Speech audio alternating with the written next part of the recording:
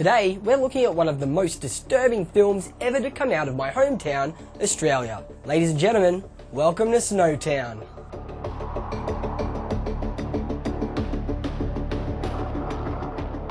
Hello and welcome back to another episode of How Disturbing. My name's Billy Bogues and today we're looking at 2011 psychological thriller, Snowtown. Obviously here at How Disturbing, we review and rank disturbing films. Although my reviews of disturbing scenes may be nondescript and fleeting, viewer discretion is still advised. As well as that, this is your spoiler warning, let's hit Snowtown! Okay, so I should have mentioned that Snowtown is based on a true story, and when I say it's based on a true story, it's pretty much a retelling of real actual events. So the year's 1999. We're all freaking out that our computers are going to explode next year, and Pokemon Red and Blue just came out. And we're in a housing commission suburb of South Australia. Alrighty, meet Elizabeth. She's hanging out with her neighbour and boyfriend, Jeffrey. Her 4 boys are hanging out in the living room. The 2 younger boys, Alex and Nicholas, as well as the 2 older boys, Troy, and our main character here, 16-year-old Jamie.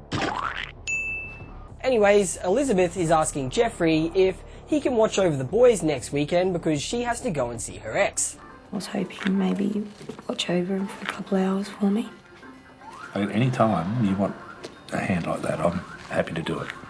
Jeffrey's more than keen, and not for great reasons. We cut to the evening in question, and Jeffrey has made the boys spaghetti. He's sitting down and eating it with the table, and they're all chatting pretty nicely. Can we watch that kangaroo movie again? A kangaroo movie? Which one's that? The one that the kangaroo hops on. Jeffrey seems like a pretty nice guy, right? Wrong, because Jeffrey likes to... how should I put this? Play with children and take photos of them without their clothes on. Obviously, I can't and don't want to put those scenes on YouTube, but here's the best I can do. Turn to your side. Look at the camera. Okie dokie, meet Barry. Barry is a gay crossdresser, and for fun, Barry likes to rat out kitty fiddlers to the local Vigilante group. You know who I am? I do. Mind if I sit down? Help yourself, man. Barry and the crew rock up to Elizabeth's house, and Barry tells Elizabeth what Jeffrey has been up to. We know this because... What have you done, Jeffrey? What have you f***ing done? What have you f***ing done to my f***ing boy? What? Elizabeth calls the cops. I need to make a statement about my boys. But because the Australian justice system is and has always been fucked, Jeffrey ends up being released the next day and just gets to go home. Boys, inside. Boys.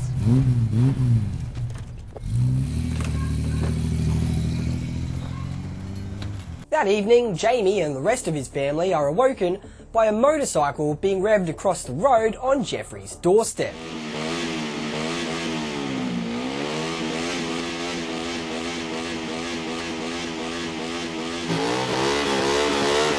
And this guy gives him a little wave. Okie dokie, it's the next morning and now you get to meet John. He's the guy who was on the motorcycle last night, waking Jeffrey up. But now he's here cooking everyone breakfast. Just had to deal with that f***ing pig across the road, eh? Don't worry about it, Jamie. John will take care of that bit of shit. It's just not right, mate. You know what I mean?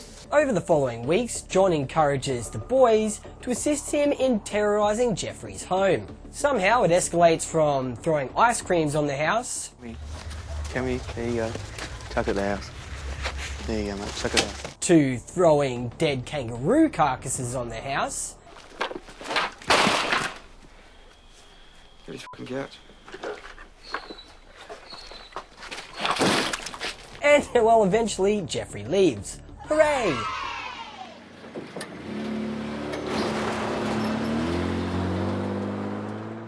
And just as it seems like all of Jamie's problems have left town, we learn that they haven't, because his older brother Troy is forcing him to have struggle snuggles with him on a regular occasion. And I'll do my best to show a clip of that scene. What do you got? See, the moon wasn't comfortable. He clearly misjudged this one. Just watch his reaction as it hits his calf.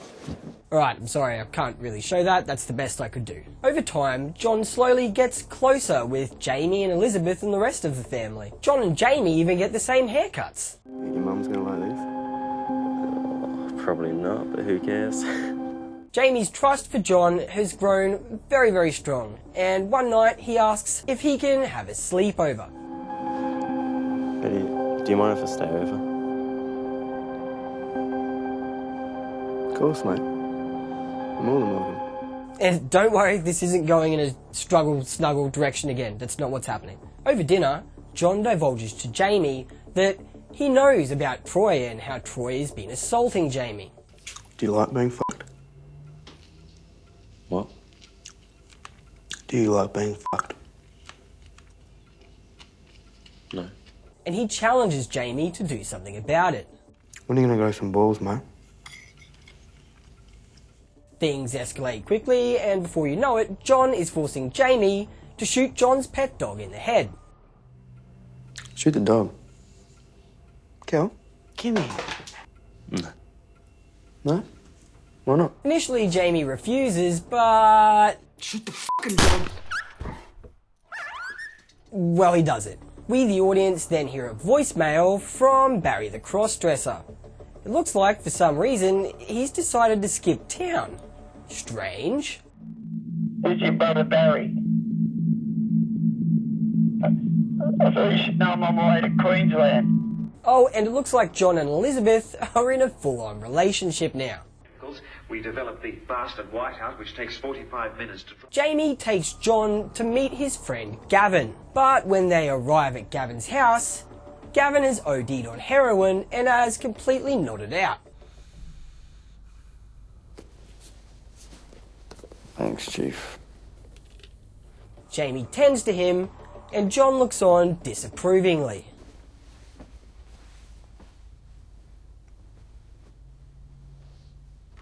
You see, if there's one thing that John hates more than kiddie fiddlers, it's filthy druggos. The following evening, John takes Jamie to the garden shed and shows him the slain body of Gavin.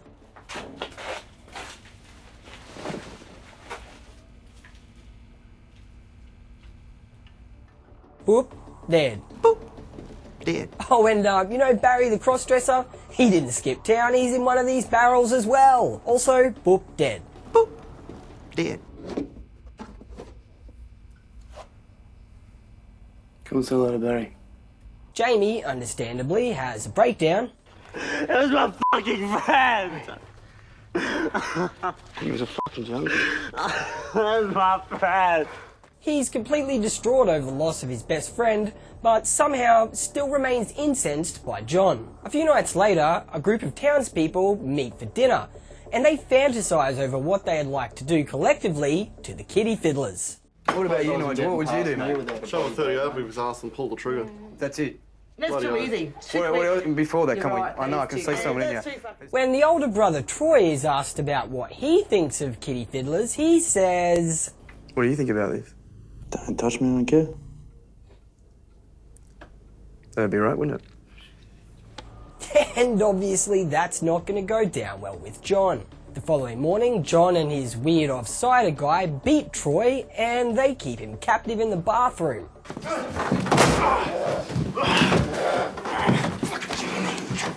Jamie is forced to watch the torture of his older brother Troy, who he himself was tortured by. Big muscle.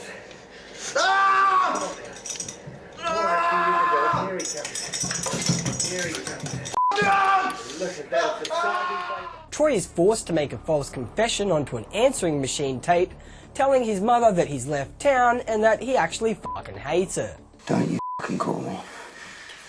Don't you fucking call me. I fucking hate you. I fucking hate you. After his false admission, Troy begs John to let him die, as John and that weird off-cider guy strangle Troy, let him go, and then strangle him again, repeat. Again. Stop. I've got to say, that was a particularly disturbing scene, but Jamie, he's not disturbed at all. He's completely desensitized to John's violence now, and out of mercy, finally takes Troy's life. Just fucking do it!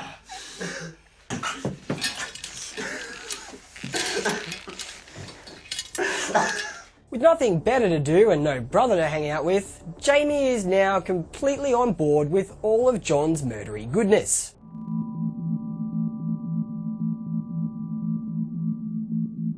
So this weirdo that's been floating around the movie the whole time finally has something to say. Turns out he accidentally told his wife about what's been going on. When she called me a pussy, it just sort of come out. I said, if I'm a pussy, why is it that I can bury blokes?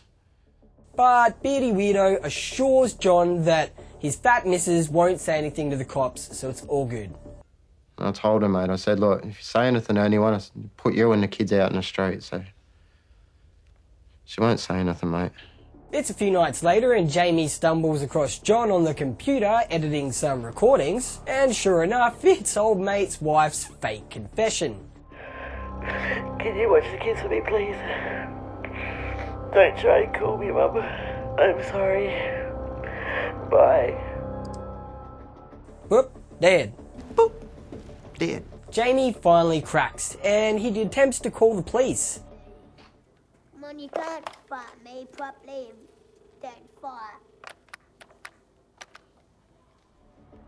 But when he tries to make the phone call, he can't bring himself to say anything, and when he hangs up the phone, guess who's watching?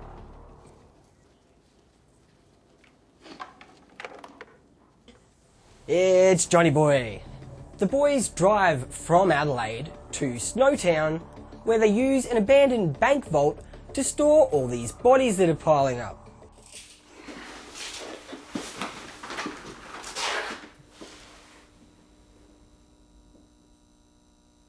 You coming, mate? For the final murder, Jamie lures his stepbrother Dave into a car and drives him to the vault under the pretense of buying a second-hand computer.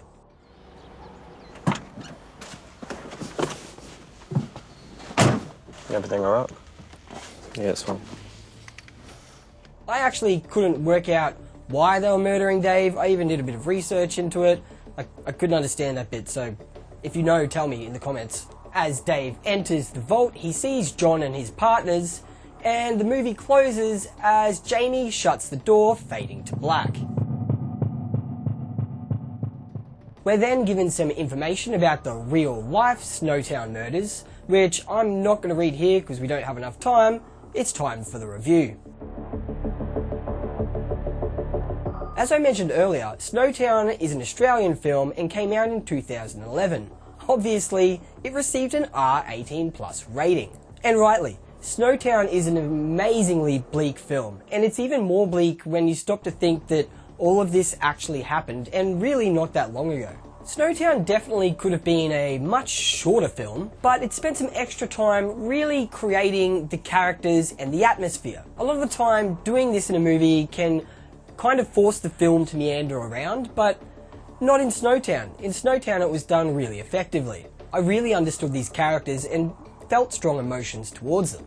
The acting in this film is some of the most authentic acting I've ever seen in anything ever, which is made even more incredible when you learn that most of the actors in Snowtown were first-time actors. When the film switches to the handheld camera, it's used really effectively and creates a super intimate experience. And the art of a scene taking place off camera is executed brilliantly here. Snowtown was set in 1999, and it's amazing how the film really managed to reflect the time period. The dialect, the fashion, even the infrastructure are just so 90s Australiana. The most interesting thing I found about the film Snowtown, however, is that it's not actually a film about Jamie, it's a film about John shown to the audience through the experience of Jamie.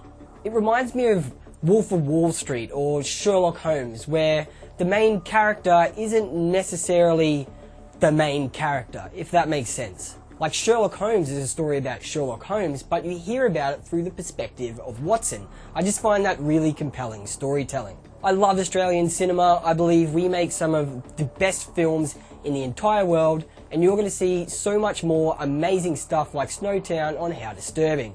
But having said that, let's rate and rank this bad boy.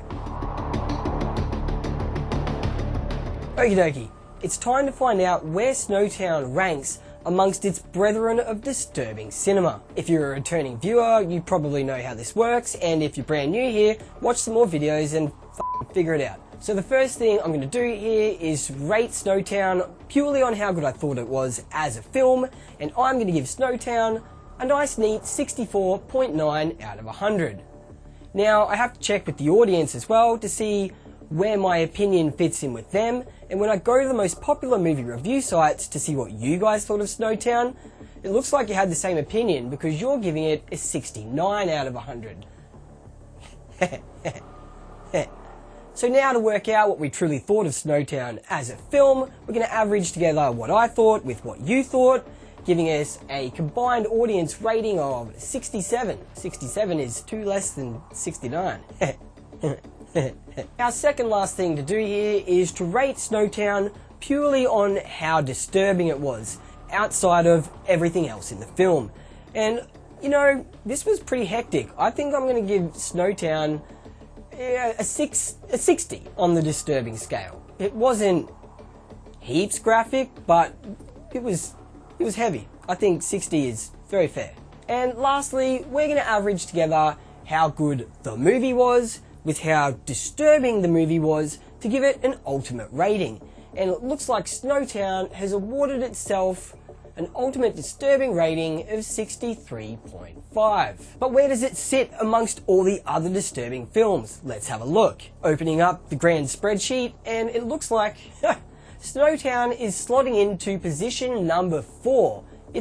That's a high placement, and it looks like we think it's slightly more disturbing than The Black Swan, and slightly less disturbing than Speak No Evil.